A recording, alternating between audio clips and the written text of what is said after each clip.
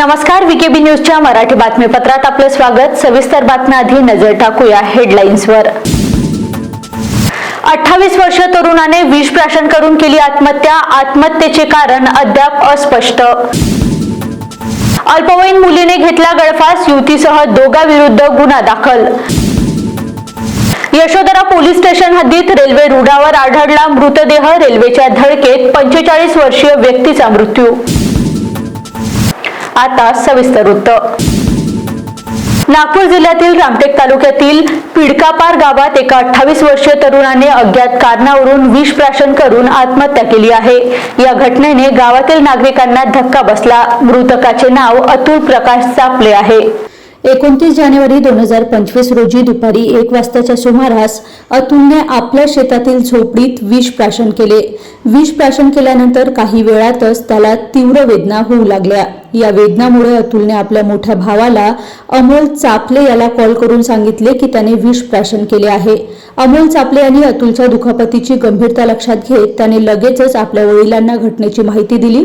यानंतर गावातील काही स्थानिक व्यक्तींनी घटनास्थळ गाठले आणि अतुलला तत्काळ उपजिल्हा रुग्णालय रामटेक येथे नेले। तेथे त्याला प्राथमिक उपचार देण्यात आले, मात्र रुग्णालयातील डॉक्टरांनी त्याला अधिक योग्य उपचारासाठी नागपूर मेडिकल कॉलेज व हॉस्पिटल येथे हलविण्याचा सल्ला दिला।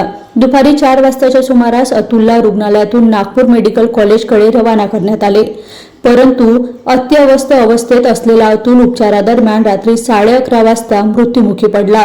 अतुलने आत्महत्या का केली याचे कारण अजूनही स्पष्ट झालेले नाही। कुटुंबिक आणि गावकऱ्यांशी संवाद साधला असता त्यांच्याकडून कोणतीही निश्चित माहिती मिळालेली नाही। मात्र काही लोकांच्या मते अतुलची मानसिक स्थिती खराब होण्याची शक्यता आहे। काही स्थानिकांनी सांगितले की त्याने काही दिवसापूर्वी आपल्या व्यक्तिगत जीवनावरून काही अडचणी व्यक्त केल्या होत्या, परंतु या बाबतीत कोणतीही ठोस माहिती मिळालेली नाही। या घटनेने पिडकापार गावात शोककळा पसरली आहे। गावातील लोक अतुलच्या आत्महत्येबाबत शोक व्यक्त करत आहे। त्याच्या कुटुंबावर आलेले दुःख खूपच भयंकर आहे। बलात्कार पीडित 17 वर्षीय अल्पवयीन मुलीने आत्महत्या केली। ही थरारक घटना गिट्टीखदान पोलीस ठाण्याच्या हद्दीत घडली। या प्रकरणी पोलिसांनी मुलाचा प्रियकर व त्याच्या प्रेयसी विरुद्ध आत्महत्येस प्रवृत्त करण्यासह विविध कलमान्वये गुन्हा दाखल केला आहे। 17 वर्षाच्या अल्पवयीन मुलीला एका तरुणाने प्रेमाच्या जाळ्यात अडकवले। तो तिचे लैंगिक शोषण करीत होता। दरम्यान पीडितेला तरुणाचे दुसऱ्या एका मुलीशी आधीपासून प्रेमसंबंध असल्याचं समजलं। पीडितेने जाब विचारला असता तरुणाने आधी तिची समजूत घालण्याचा प्रयत्न केला आणि नंतर प्रेयसीसोबत मिळून पीडितेचा छळ सुरू केला। अखेर तणावात येऊन पीडितेने गळफास लावला आणि आत्महत्या केली। पोलिसांनी गुन्हा नोंदवून आरोपी प्रियकर पवन टेकाम 20 वर्षे आणि त्याची प्रेयसी दोघांही विरुद्ध गुन्हा नोंदविला आहे। आत्महत्येपूर्वी अल्पवयीन मुलीने एक सुसाईड नोट लिहून ठेवली होती। त्यात तिने लिहिले होते की मम्मी पप्पा, मी तुमच्यावर खूप प्रेम करते। पवनने माझा वापर केला, माझे शारीरिक शोषण केले। त्याच्या प्रेयसीनेही माझा मानसिक छळ केला। 2 महिन्यात तिला सोडतो व कायमचा तुझ्यासोबत राहतो असे त्याने सांगितले होते। दोघांनीही मला खूप टॉर्चर केले, असे अल्पवयीन मुलीने आत्महत्या करण्यापूर्वी इंग्रजीत लिहिलेल्या चिठ्ठीत म्हटले आहे। त्या आधारे पोलिसांनी पवन व त्याच्या प्रेयसी विरुद्ध बलात्कार, आत्महत्येस प्रवृत्त करण्यासह विविध कलमान्वये गुन्हा दाखल केला आहे। उसमें सुसाइड नोट भी मिले है हमको। सुसाइड किया है वो लड़की ने, जो कि 17 साल की है। उसके बाद हमने ऑफेंस रजिस्टर किया है, वो पॉक्सो का ऑफेंस रजिस्टर किया है और हैंगिंग का जो आत्महत्या के लिए उन्होंने प्रवृत्ति किया है, उनके कारण आत्महत्या किया है। जो 2 आरोपी है उसमें 2 ही आरोपी का हमने गोंदिया से अरेस्ट किए है आज सुबह ही, और उसमें इन्वेस्टिगेशन शुरू है। वो तो इन्वेस्टिगेशन का पार्ट है, हम ऐसा बता नहीं सकते आपको, लेकिन जो लिखा है उसके बारे में हमने FIR रजिस्टर की है और उसके चिकनची पार्टी करणं एका युवकाच्या जीवावर बेतलं। त्याचं झालं असं की पार्टी दरम्यान वाद होऊन मित्रानेच केली आपल्या मित्राची हत्या। खारघरमधील बेलपाळा आदिवासी वाडी येथील क्रिकेटच्या लाकडी बॅटने चेहऱ्यावर आणि पाठीवर प्रहार करून जयेश वाघे या तरुणाची हत्या केल्याची घटना घडली आहे। या प्रकरणी आरोपी म्हणून दिनेश शर्मा याच्या विरोधात खारघर पोलीस ठाण्यात गुन्हा दाखल करण्यात आला। 13 जानेवारीला रात्रीच्या सुमारास क्रिकेट मैदानाच्या बाजूच्या रस्त्यावर आदिवासीवाडी बेलपाळा खारघर येथे जयेश आणि त्याचे इतर मित्र हे चिकन बनवत होते. मात्र मनू यांच्याकडून चिकनसाठी कोणतीही वर्गणी येत नाही या कारणावरून जयेश आणि मनू यांच्यात वाद झाला आणि शिवीगाळ करण्यात आली. जयेशने मनू याच्या कानाखाली मारली. याचा राग असल्याने मनू याने जयेशला हाताबुक्क्यांनी छातीत आणि पोटावर मारहाण केली आणि क्रिकेटच्या लाकडी बॅटने चेहऱ्यावर आणि पाठीवर प्रहार केले. यात जयेश हा गंभीर जखमी झाला. त्याला MGM हॉस्पिटल मोठे येथे दाखल करण्यात आले. मात्र उपचारादरम्यान त्याचा मृत्यू झाला. त्यानंतर आरोपी विरोधात गुन्हा दाखल करून खारघर पोलिसांनी मनू शर्मा याला अटक केली आहे. 23 तारखेला या घटनेमधील जो मयत आहे जयेश बाबू वाघे हा त्याच्या मित्रांसोबत खारघर पोलीस स्टेशनच्या हद्दीत एक क्रिकेटचं ग्राउंड आहे बेलपाडा गावामध्ये, तिथं जेवण बनवण्यासाठी गेलेला होता. तेव्हा त्याचा दुसरा मित्र जो या घटनेतील आरोपी मनू शर्मा हा तिथे आला होता. तेव्हा त्याच्यामध्ये मयतामध्ये आणि त्याच्यामध्ये वाद झाला होता. या कॉन्ट्रीब्युशनचे पैसे देत नाही वगैरे वगैरे, आम्ही तुला जेवायला देणार नाही, असा तो वाद झाला. त्यावेळी त्याचा राग येऊन मनू शर्माने त्याच्याकडच्या बांबूने हाताबुक्क्याने त्याला मारलंय मयताला आणि मयत जखमी झाल्यानंतर त्याला हॉस्पिटलला ॲडमिट करण्यात आलं होतं. त्याचा 27 तारखेला मृत्यू झाला या घटनेमध्ये. तेव्हा मग खारघर पोलीस स्टेशनला आपण खुनाचा गुन्हा दाखल केला. या गुन्ह्याच्या तपासामध्ये आरोपी मनू शर्माला आपण अटक केलेली आहे आणि माननीय न्यायालयाने त्याला 31 तारखेपर्यंतची पोलीस कोठडी रिमांड सुनावलेली आहे. या गुन्ह्याचा तपास महिला पोलीस निरीक्षक शीतल पाटील या करत आहेत. वेळ झाली आहे एका छोट्याशा ब्रेकची.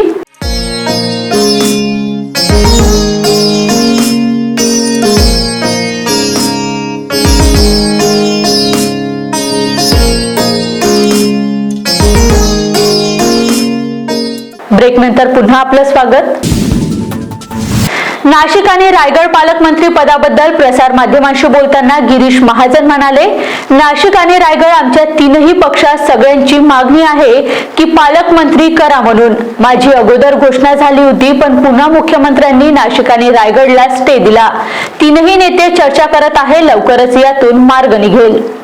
नाही, खात्रीला कसं काही नाही. आपल्याला सर्वांना कल्पना आहे की 2 ठिकाणी रायगड आणि नाशिक ठिकाणी आमच्या तिन्ही पक्षांमध्ये थोडं सगळ्यांचीच मागणी पालकमंत्री करा आम्हाला त्या ठिकाणी म्हणून आहे. माझी आधी घोषणा झालेली होती, पण पुन्हा मुख्यमंत्री महोदयांनी नाशिक आणि रायगडला स्टे दिलेला आहे. तिन्ही नेते आमच्या त्या ठिकाणी चर्चा करतायत, बोलतायत. मला असं वाटतं लवकरच हा तिढा सुटेल.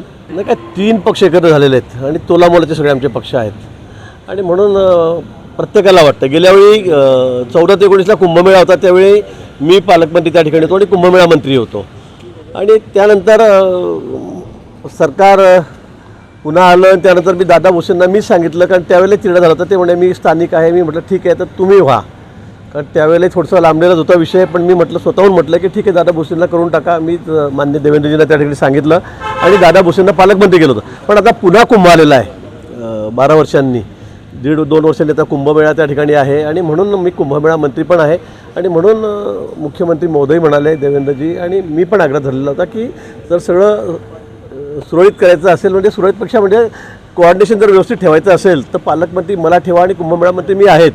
कारण यावेळेला मोठं चॅलेंज कुंभमेळ्याचं या ठिकाणी गेल्या वेळेपेक्षा दुप्पट गर्दी यावेळेला होईल अशी अपेक्षा आहे. आपण बघतात उत्तर प्रदेशमध्ये किती मोठ्या प्रमाणात भक्तगण त्या ठिकाणी आलेले आहेत आणि म्हणून आमची मागणी होती की मला पालकमंत्री करावं. तसं जाहीरही झालेलं होतं, पण शिंदेसाहेब असतील, दादा यांनी काय विचार केल्यानंतर त्याला स्टे दिलेला आहे.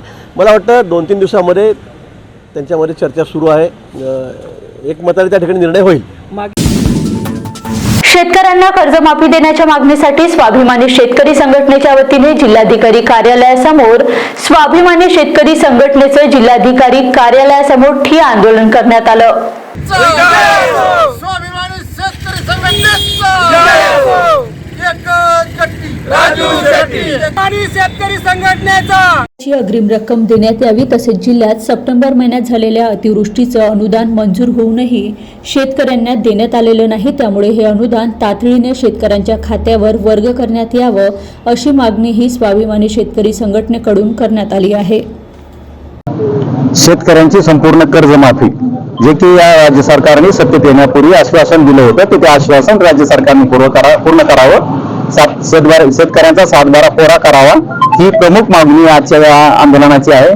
जिल्ह्यातल्या मागण्यांच्या अनुषंगानं सप्टेंबर महिन्याच्या पहिल्या आठवड्यात अतिवृष्टी होऊन खरीप पिकांचं अतोनात नुकसान झालेलं आहे. त्या नुकसानीचा 412 कोटीचा अहवाल राज्य सरकारला गेला होता. ते 412 कोटी रुपये येऊन 2 महिने झाले तरीही या नाकर्ते प्रशासनाच्या ढिसाळ कारभारामुळे शेतकऱ्यांना अद्यापपर्यंत ते अनुदानाचे पैसे मिळालेले नाहीत. दुसरा एक महत्वाचा विषय की आमचा अग्रिम पीक विमा खरीप पिकांचा नुकसानीच्या ज्या तक्रारी झाल्यात आणि अग्रिम पीक विमा जो 25% मंजूर केलेला होता तर तो 270 कोटी रुपये पीक विमा मंजूर असतानाही अद्यापपर्यंत विमा कंपनीना तो शेतकऱ्यांच्या खात्यावर वर्ग केलेला नाही. या सर्व मागण्यासाठी आज आम्ही या जिल्हाधिकारी कार्यालयासमोर धरणे आंदोलन करत आहोत. पुण्यामध्ये 3रं मराठी विश्व संमेलनाला सुरुवात झाली आहे. संमेलनाचं नुकतंच उद्घाटन मुख्यमंत्री देवेंद्र फडणवीस यांच्या हस्ते करण्यात आलं. या प्रसंगी प्रसार माध्यमांशी बोलताना फडणवीस म्हणाले, हे संमेलन महाराष्ट्र शासनाच्या मराठी भाषा विभागाने आयोजित केलेलं आहे. जगभरातून लोक ही या संमेलनाला आलेली आहेत. माय मराठीवर प्रेम करणारी लोक आपल्या स्वखर्चाने आलेली आहेत आणि पुणेकरांनी अतिशय भव्य आयोजन केलेलं आहे. ग्रंथदिंडी, परिसंवाद अशी साहित्यिक मेजवानी पुणेकरांना मिळणार आहे.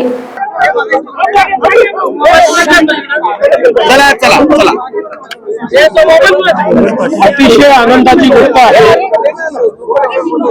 की या ठिकाणी पुण्यामध्ये 3रं विश्व मराठी संमेलन सुरू झालेलं आहे. नुकतंच मी त्याचं उद्घाटन केलेलं आहे. हे संमेलन महाराष्ट्र शासनाच्या मराठी भाषा विभागाने आयोजित केलेलं आहे. जगभरातनं लोक या संमेलनाकरता आलेले आहेत. माय मराठीवर प्रेम करणारे अनेक लोक आपल्या स्वतःच्या खर्चाने या ठिकाणी आलेले आहेत आणि पुण्यामध्ये अतिशय भव्य आयोजन पुणेकरांनी केलंय.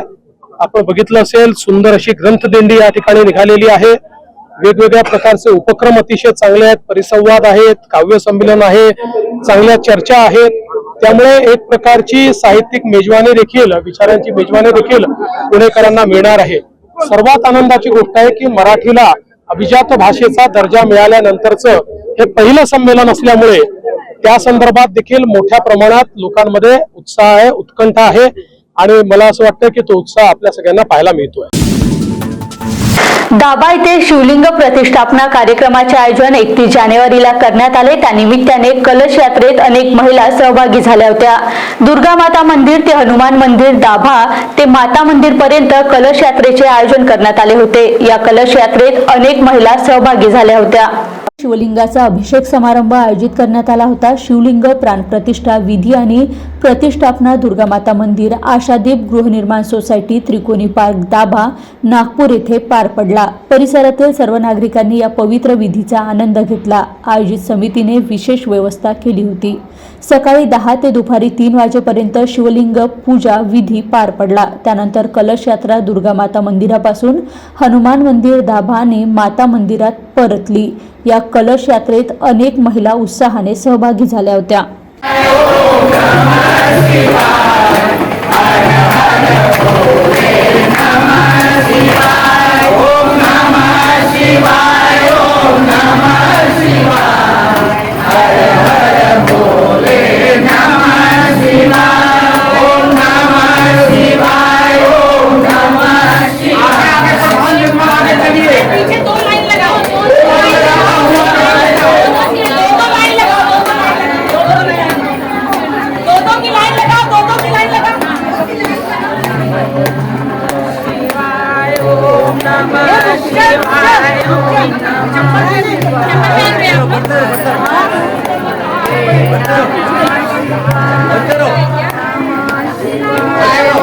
चप्पल नहीं पहनना।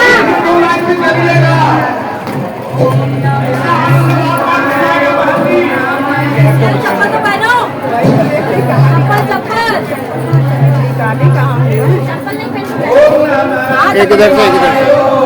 इधर से चप्पल नहीं पहन के जाएंगे। चलिए, नहीं चल रहा है, चलो।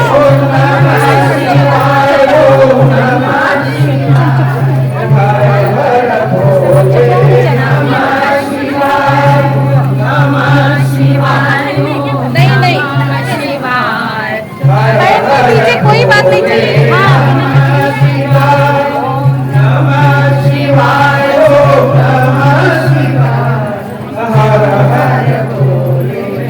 नंगे पैर चलेंगे इतना रखो।